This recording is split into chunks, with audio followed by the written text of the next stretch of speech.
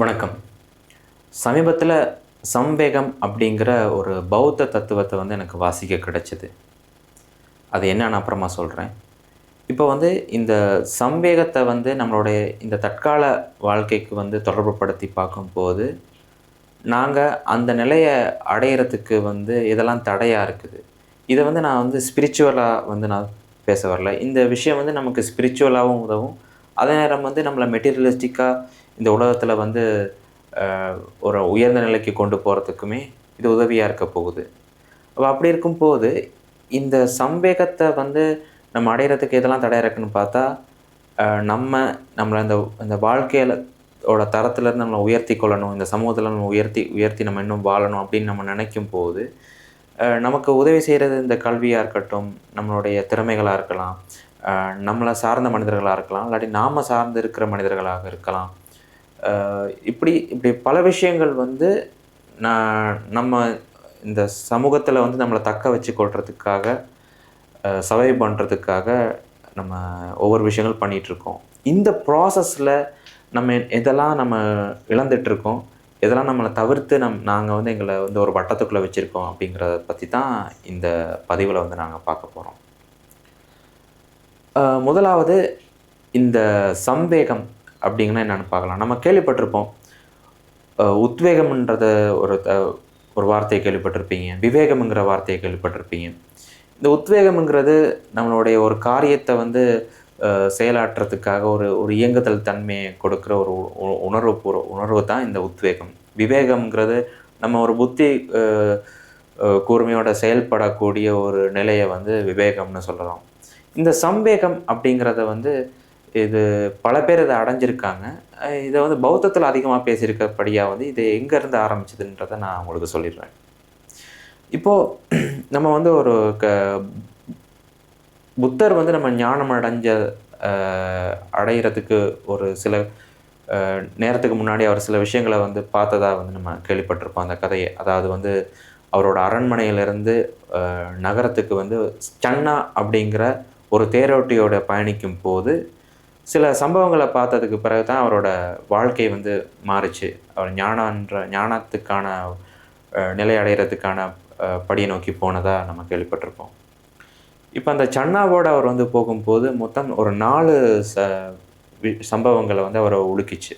முதலாவது அவர் ஒரு வயோதிகர பார்த்திருக்கிறாரு. வயோதிகர பார்க்கும்போது சன்னா வயோதிகம்ங்கிறது இதுதான். இப்படித்தான் அது இருக்கும். நமக்கும் வயசாகும் அப்படிங்கிறத அவர் உணர வைக்கிறாரு. அதே நேரம் ஒரு நோயாளிய பார்க்குறாரு. நோயாளிய பார்க்கும்போது இந்த இந்த உடல் எந்த நிலை எப்பவுமே ஒரு ஒரு நோய்வாய்ப்படக்கூடிய ஒரு சந்தர்ப்பத்த ஏற்படுத்தும் அப்படிங்கிறத நினச்சு இவர் ஷாக் ஆகுறாரு. அத தாண்டி அடுத்த ஷாக் என்னான்னு கேட்டா, அவர் ஒரு சவ ஊர்வலத்த பார்க்குறாரு. அப்பதான் மரணம்ங்கிறது இப்படித்தான் இருக்கும் அப்படின்னு அவருக்கு புரிய ஆரம்பிக்குது. ஒரு நாளைக்கு நான் கூட இதே மாரி அ வயசாகலாம், நோய்வாய்ப்படலாம், இந்த மாரி இறந்து போகலாம். நமக்கு பிடிச்சவங்களும் ஒரு நாள் இப்படி இந்த இறப்புன்ற நிலைய அடையலாம்.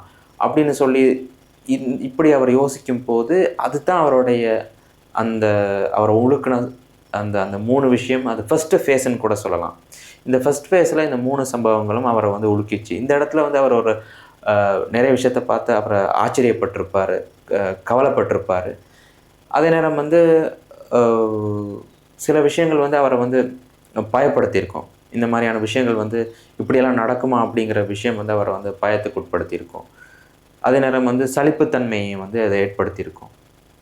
அப்படி பல விஷயங்கள் இந்த சம்வேகம்ங்கிற இந்த நிலைய இந்த அந்த 3 விஷயமும் இந்த சம்வேகம்ன்ற நிலைய ஏற்படுத்தி இருக்குது.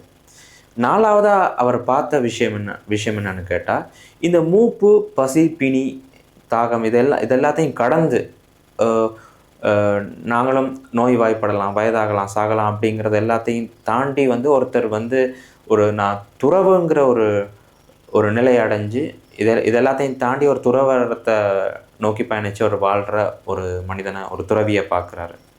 இந்த இடத்துல அ பிராசாதா அப்படிங்கிற பிரசா பாசாதா அப்படிங்கிற ஒரு நிலைய அடைகிறதாக சொல்லப்படுது பௌத்த தத்துவத்தில். அது வந்து ஒரு ரெசல்யூஷன், ஒரு காம்னஸ். இதில் எல்லாம் இந்த இந்த ஃபஸ்ட்டு ஃபேஸில் இருந்து ஒரு விடுபட்டு ஏன்னா அந்த இடத்துல வந்து இந்த நிலையற்ற தன்மையை பற்றி அவர் கேள்விக்குட்படுத்தி அதிலிருந்து அவர் ஒரு பயம், கவலை, ஒரு ஒரு ஆச்சரியப்படுறது, ஷொக் ஆகிறது, அதிர்ச்சி அடைகிறது, இந்த நிலையோட உச்சம் வந்து சம்பேகமாக கருதப்படுது. அதிலிருந்து விடுபட்டு அதில் ஒரு விழிப்பு நிலையை அடைஞ்சு இந்த பாசாதாங்கிற நிலையை அடையும் போது அங்கே ஒரு காம்னஸ் வருது. அதுக்கு பிறகு தான் அவர் வந்து ஞானத்தை நோக்கி போகிறதுக்கான பாதையை வந்து அவர் தேர்ந்தெடுக்கிறார். இந்த விஷயம் வந்து எனக்கு ரொம்ப ஒரு ஆச்சரியமாக இருந்துச்சு. இது ஏன் வந்து நமக்கு நிகழாமல் இருக்குதா அப்படின்னு பார்த்தா, நமக்கு அது நிச்சயம் நிகழ்கிறதுக்கான சந்தர்ப்பங்கள் எத்தனையோ இருக்குது. ஆனால் நாங்கள் வந்து அதை தவிர்க்கிறோமோ அப்படின்னு எனக்கு தோணுச்சு. இதை பற்றி நான் ஏன் பேசுகிறேன்னா, இன்றைக்கி இந்த காலத்தில் பொறுத்த வரைக்கும் நம்ம எதை இழந்திருக்கோம் அப்படின்னு யோசித்து பார்த்த விதத்தில் இந்த சம்பேகத்தோடு நான் பொருத்தி பார்க்குறேன் சில விஷயங்களை. அதாவது முக்கியமாக வந்து இந்த போர்டோம் அப்படிங்கிற ஒரு விஷயத்தை நம்ம இழக்கிறோம். பயமுங்கிற ஒரு சில விஷயத்தை நினச்சி நம்ம பயப்படுறதில்ல, சில விஷயத்தை நினச்சி நம்ம கவலைப்படுறதில்ல, சில விஷயத்தை நினச்சி நம்ம நன்றி உணர்வோடு இருக்கிறதில்ல அப்படின்னு எனக்கு தோணுது. ஏன்னா அந்த சம்பேகம்ன்ற அந்த நிலையை வந்து கௌதம் சித்தார்த்தராக இருந்தவர் வந்து கௌதம புத்தராக அங்கே ஆகும்போது அந்த சம்பேகம்ன்ற நிலையை அடைஞ்சதுக்கு பிறகு நிச்சயம் அவர் ஒரு நன்றி உணர்வை வந்து இந்த வாழ்க்கையின் மீது வந்து ஒரு நன்றி உணர்வை வந்து அவர் வெளிப்படுத்தி இருக்கணும் அப்படின்னு நான் நம்புகிறேன். ஏன்னா ஒருத்தர் வந்து ஞானத்தை நோக்கி பயணிக்கிற அந்த பாதையை நோக்கி அவர் தேர்ந்தெடுக்கிறாருன்னு சொன்னால் அந்த வாழ்க்கைக்கு அவர் எவ்வளவு தூரம் அர்த்தத்தை கற்பிக்கிறதுக்காக தான் எவ்வளவு நன்றி உணர்வோடு இருக்கணும் அப்படின்றத அவர் வந்து உணர்ந்திருப்பார் அப்படிங்கிறது தான் எனக்கு தோணுச்சு. ஏன்னா இந்த பிறப்பு வந்து நிலையில்லாதது. ஆனாலும் அதே நேரம் வந்து கொடுக்கப்பட்ட இந்த கால அவகாசத்துக்குள்ள நாம் இந்த வாழ்க்கையிலேருந்து நழுவி போகாமல் இருக்கணும்னா அதுக்கு எவ்வளோ தூரம் நம்ம நன்றியோடு நம்ம செயலாற்றணும், நம்ம இருக்கணும் அப்படிங்கிறத வந்து நிச்சயம் அவர் உணர்ந்திருப்பார். இப்போ இந்த மாதிரி விஷயம் எல்லாத்தையுமே வந்து நம்ம இந்த காலத்தில் எப்படி இழக்கிறோம் அப்படிங்கிற விதத்தில் பார்த்தா, இந்த சம்பேகத்தை வந்து அடையிறதுக்கு ஒரு விஷயம் சில விஷயங்கள் தூண்டுதலாக இருக்கும். அதை வந்து நம்ம தடை செஞ்சு வச்சுருக்கிறோம் அப்படின்னு எனக்கு தோணுது. முதலாவது நான் சொன்ன மாதிரி இந்த போர்டோம்ங்கிறது வந்து இல்லாமக்கப்படுது. அதாவது வந்து அதை தவிர்த்து கொள்கிறோம் நாங்கள். ஏன்னா அதை நாங்கள் நெகட்டிவான ஒரு விஷயமாக பார்க்குறோம். முக்கியமாக இந்த சோஷியல் மீடியா, இந்த ஸ்க்ரோலிங், இந்த மோகத்துக்குள்ளே நம்மளை அடக்கி வைக்கிறது மூலமாக, இந்த வட்டத்துக்குள்ளே நம்ம வைக்கிறது மூலமாக நம்மளை போராக்காமல் வச்சுக்கொள்கிறதுக்காக நம்ம இந்த மாதிரி விஷயங்களை வந்து தேர்ந்தெடுக்கிறோம். ஒரு ரீல்ஸ் பார்க்குறதா இருக்கட்டும், ஒரு இன்ஸ்டாகிராம் பார்க்குறதா இருக்கட்டும், நிறைய விஷயங்களை வந்து அதில் சொல்லிக்கிட்டே போகலாம். இந்த போர்டோமுங்கிறத வந்து நம்ம அதை தவிர்த்து கொள்கிறோம் இதன் மூலமாக. அதே நேரம் சில விஷயங்களை நினச்சி நம்ம பயப்படுறதில்ல, கவலைப்படுறதில்ல. ஏன்னா வந்து நான் தனியாக இருக்கும்போது இந்த மாதிரியான விஷயங்கள் இந்த வட்டத்துக்குள்ளே தாண்டி நான் தனியாக இருக்கும் போதோ என்னோட இருக்கும்போது நான் வந்து வாழ்க்கையை பற்றின சில பயங்கள் வந்து எனக்கு வருது. ஏன்னா அந்த பயம்ங்கிறது கூட ரொம்ப முக்கியமான ஒரு விஷயமாக நான் பார்க்குறேன். ஏன்னா இந்த பயம்ங்கிறது நம்மளோட சர்வைவலோட ஒரு பார்ட் ஆஃப் த சர்வைவல் அப்படின்னு நம்ம சொல்லிக்கலாம். ஏன்னா அந்த பயப்படும் போது தான் நம்ம வாழ்க்கையில் இனி எது வந்தாலுமே வந்து அதுக்கு எதிர்கொள்கிறதுக்கு நம்ம தயாராக இருக்க முடியும். அப்படி இருக்கும்போது சில பயங்கள் வந்து அது கற்பனை மூலமாகவும் வரலாம். அதே நேரம் வந்து அடுத்து என்ன நடக்க போதோ அப்படின்னு நினச்சி நம்மளுடைய தற்போதைய நிலையை வச்சு சில விஷயங்களை பயப்படும் போது நம்ம எவ்வளோ தயாராக இருக்கணும் அப்படிங்கிற ஒரு அவேர்னஸ் அது கொடுக்குது. சில நேரங்கள் சில ஆச்சரியப்படுத்தக்கூடிய சில விஷயங்கள், சில நம்மளுடைய இருப்பை, நம்மளோட இந்த ப்ரெசன்ஸை வந்து கேள்விக்குட்படுத்தக்கூடிய சில சம்பவங்களை வந்து நம்ம பார்க்குறதுக்கு நம்ம தவறுறோம். அதை கவனிக்கிறதுக்கு அதிலேருந்து நம்ம ஒரு ஷாக்கிங் ஒரு மூமெண்ட்டாக இருக்கலாம், ஒரு நம்மளை கேள்விக்குட்படுத்தி நம்மளையே வந்து இது ஏன் அப்படி அது ஏன் இப்படின்னு சொல்லி அதை நம்மளே அதை கேள்விக்குட்படுத்தி பார்க்கக்கூடிய ஒரு மூமெண்ட்டை நாங்கள் இழக்கிறோம். அது நேரம் சில கவலைகளை வந்து நம்ம வந்து படாமல் இருக்கிறோம். ஏன்னா நம்ம சில விஷயங்களை நினச்சி நம்ம கவலைப்படும் போது தான் இந்த வாழ்க்கையோட உன்னதங்கள் வந்து அது புரிய ஆரம்பிக்குது. நம்ம நம்ம இந்த கவலையாக இருக்கட்டும், அந்த போர்டோமாக இருக்கலாம், அந்த ஃபியராக இருக்கலாம், இதெல்லாமே நம்ம ஒரு நெகட்டிவான ஒரு விஷயமா நம்ம பார்த்து பார்த்து நம்ம அதை முற்று முழுதாக அங்கே ஒதுக்குனதுனால அதுவும் நம்மளோட வாழ்க்கையோட ஒரு அங்கம் அப்படிங்கிறத நம்ம உணராமல் இருக்கிறோம். இதெல்லாம் நம்ம வாழ்க்கையோட அங்கமாக இருக்கிறதுனால தான் நம்ம வந்து ஒரு இந்த மனிதத்தன்மையோட இன்னுமே நம்ம இருக்கிறோம் அப்படிங்கிறத நம்ம மறந்துடுறோம். அப்போ சில விஷயங்களை நினச்சி நான் கவலைப்படுறேன். ஒரு ஒரு ஒரு குருவி இறந்தால் கூட அந்த குருவிக்காக யாரும் கவலைப்பட மாட்டாங்கங்கிறது இல்லை. ஆனால் இந்த அந்த அந்த குருவி வந்து எப்படியான வாழ்க்கையை வாழ்ந்திருக்கும். ஒரு ஒரு இப்போ உதாரணத்துக்கு சொல்லப்போனால் நமக்குன்னு ஒரு ஒரு ஒரு ஒரு வாழ்க்கை இருக்குது, நமக்குன்னு ஒரு உடல் இருக்குது, இந்த ஒரு உயிர் இருக்குது. இது இது அழிஞ்சு போனால் இது எப்போ அழியுங்கிறது தெரியாது, என்ன நடக்குங்கிறது தெரியாது. இந்த மாதிரியான சமயத்தில் வந்து நம்ம எவ்வளோ தூரம் அந்த கிராட்டிடியூட்டோடு இருக்கணும். நமக்கு கொடுக்கப்பட்ட இந்த கால அவகாசத்தில் நம்ம இதெல்லாமே ஒரு பயனுள்ளதாக செய்யலாம் அப்படிங்கிறத வந்து நம்ம நினச்சி பார்க்கணும். அப்படிங்கன்னு அந்த சில மரணங்கள் வந்து அது ஒரு ஒரு சின்ன குருவியோட மரணமாகவும் இருக்கலாம், ஒரு பெரிய ஒரு நமக்கு பிடிச்ச மனுஷங்களோட மரணமாக இருக்கலாம், இல்லாட்டி ஏதோ ஒரு விஷயத்தோட இழப்பாக இருக்கலாம். எல்லாமே நம்ம அதை நோக்கி நம்ம ஒரு கவலைப்படுறது மூலமாக ஒரு நன்றி உணர்வனோட நம்ம எவ்வளோ தூரம் இருக்கணும் அப்படிங்கிறத உணர வைக்கிது. ஏன்னா இந்த உடலுங்கிறது வந்து நான் after the beyond the death, அதாவது இந்த மரணத்துக்கு பின் என்ன ஆகும் அப்படிங்கிறது நமக்கு தெரியாது. நான் வந்து ஸ்பிரிச்சுவலாக பார்க்க வரல. ஆனால் இந்த உடலுங்கிறது வந்து திரும்பவும் நம்ம ஏதோ ஒரு விதத்தில் இந்த ஒரு சோயில் ஆக போகுது.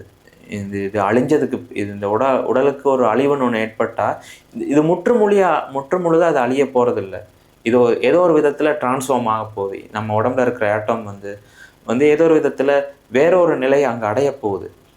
அங்கே அடையும் போது என்னோட உடம்புல இருக்க இந்த பார்ட்டிகல்ஸ், இந்த அணுக்கள் வந்து ஏற்கனவே நான் ஏதோ ஒரு இடத்துலேருந்து நான் கடன் வாங்கிட்டு வந்திருப்பேன். இது முற்றுமுழுதாக இது நான்னு சொல்ல முடியாது. இந்த உடம்பு வந்து நானுன்னு சொல்ல முடியாது. என்னோட உடம்புல ஏதோ ஒரு இந்த அணுக்கள் வந்து ஒரு புல்லேருந்து வந்திருக்கலாம், ஒரு மரத்துலேருந்து வந்திருக்கலாம், யாரோ ஒருத்தர் இறந்ததுலேருந்து அதில் அந்த உடம்புலேருந்து வந்த அணுக்கள் கூட என்னோட உடம்புல இருக்கலாம். இப்படி பழைய நான் சுவாசிக்கிற இந்த காற்று கூட ஏதோ ஒரு மெமல், ஒரு யானையோ ஒரு மிருகமோ நம்ம இது வரைக்குமே ஏன் ராஜராஜன் சோழன் சுவாசித்த காற்றை கூட நான் இன்றைக்கி சுவாசிச்சுட்ருக்கலாம். நமக்கு தெரியாது. நம்ம குடிக்கிற தண்ணியாக இருக்கலாம். இது எல்லாமே வந்து நம்ம எங்கேயோ இருந்து நம்ம கடன் வாங்கிட்டு வந்திருக்கிறோம். அதே நேரம் அது வந்து மறுசுழற்சிக்கு உட்பட்டு கொண்டே இருக்குது. இப்போ இந்த இடத்துல நம்ம ஒரு விதத்துலேருந்து ஒரு விதத்தில் நம்ம கடன் வாங்கி தான் நம்ம இந்த உடம்பை நம்ம வச்சு கொண்டிருக்கிறோம். நம்ம இது அப்படி தான் இது கட்டமைக்கப்பட்டிருக்குதுன்னு கூட நான் சொல்லலாம். ஏன்னா இந்த உடல் வந்து ஒரு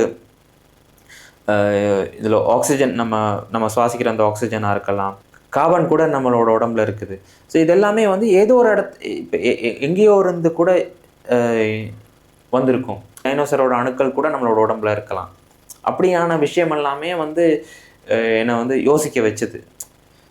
அப்போ இந்த விதத்தை பொறுத்த வரைக்கும் நம்ம இந்த வாழப்போகிற இந்த குறிப்பிட்ட காலத்தில் எவ்வளோ தூரம் நன்றி உணர்வோடு இருக்கணும், எவ்வளவு தூரம் வந்து அதை வந்து நம்ம நல்ல விதமாக பயன்படுத்திக்கணும் அப்படின்னு நம்ம நினைக்கும் போது நம்ம நிறைய விஷயங்களை இந்த போர்டோமாக இருக்கலாம், இந்த பயம், இந்த கவலைகள், இந்த நன்றி உணர்வு, இந்த மாதிரியான உணர்ச்சிகளை நம்ம விலகி இருக்கிறதுனால சில உன்னதமான விஷயங்களை நம்ம அடையாமல் போகிறோம். அப்போ அப்படி இருக்கும்போது இந்த சம்பேகம்ங்கிற அந்த நிலை வந்து புத்தருக்கு மட்டும்தான் நிகழணும் அப்படிங்கிறது கிடையாது. இது வந்து ஞானத்தை நோக்கி பயணிக்கிறதுக்காக மட்டும்தான் இது நிகழணுங்கிறது கிடையாது. நம்மளுடைய அன்றாட வாழ்க்கையில் அப்பப்போ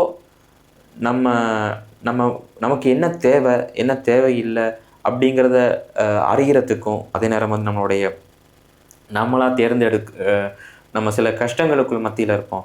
அந்த கஷ்டங்களுக்கு எதெல்லாம் காரணமாக இருக்குங்கிறத அறிகிற விஷயங்களாக இருக்கலாம். இப்படி நிறைய விஷயங்களுக்கு வந்து அதை ஒரு ஃபில்டர் பண்ணி தாரத்துக்கு, ஒரு ஒரு விழிப்பு நிலையை அடையிறதுக்கு இந்த சம்வேகம்ங்கிற அந்த நிலையை வந்து நம்ம அடையிறது மூலமாக அதை நம்ம மெட்டீரியலிஸ்டிக்காகவும் பயன்படுத்திக்க முடியும்.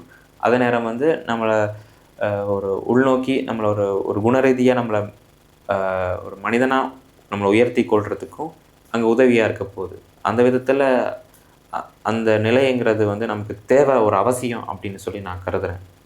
இப்போ அப்படி இருக்கும்போது நம்மளுடைய வாழ்க்கையை வந்து கொஞ்சம் இன்னுமே அதை பேலன்ஸ் பண்ணிக்கிறது மூலமாக சில நம்ம கவனிக்க தவறின விஷயங்கள், மறுத்து ஒதுக்குற சில விஷயங்களை வந்து நம்ம கொஞ்சம் அதை அனுபவித்து பார்க்கும்போது சில உண்மைத்தன்மைகளை வந்து நம்ம உணர முடியும். அதிலிருந்து சில விடுபடக்கூடிய சில கஷ்டங்களாக இருக்கலாம், விடுபடக்கூடிய சில சிக்கல்கள்லேருந்து நம்ம விடுறதுக்கு இந்த நிலை வந்து உதவியாக இருக்கும்னு சொல்லி நான் நம்புகிறேன். அந்த விதத்தில் இந்த விஷயத்த உங்களுக்கு இதை எப்படி நீங்கள் பார்க்குறீங்க அப்படிங்கிறத வந்து நீங்கள் இந்த கமெண்ட்டில் சொன்னீங்கன்னா எனக்கு இன்னும் வசதியாக இருக்கும். இதை உங்களை எப்படி வந்து நீங்கள் இதை எப்படி அணுக முடியும்? அதே நேரம் வந்து இந்த மாதிரி விஷயம் வந்து உங்களை ஏதாவது ஒரு விதத்தில் வந்து உங்களை பாதிச்சிருக்குதா? எது உங்களை மாற்றி இருக்குது? இந்த மாதிரியான விஷயங்களை வந்து நீங்கள் என்கிட்ட வந்து பகிர்ந்துக்கிட்டிங்கன்னா, நானும் அதை வந்து புதுசாக வந்து கற்றுக்கிறதுக்கும், நானும் இந்த உலகத்தையும் இந்த வாழ்க்கையும் வந்து ஒரு வேற ஒரு கோணத்தில் பார்க்குறதுக்கு உதவியாக இருக்கும்னு சொல்லி நான் நம்புகிறேன். நன்றி.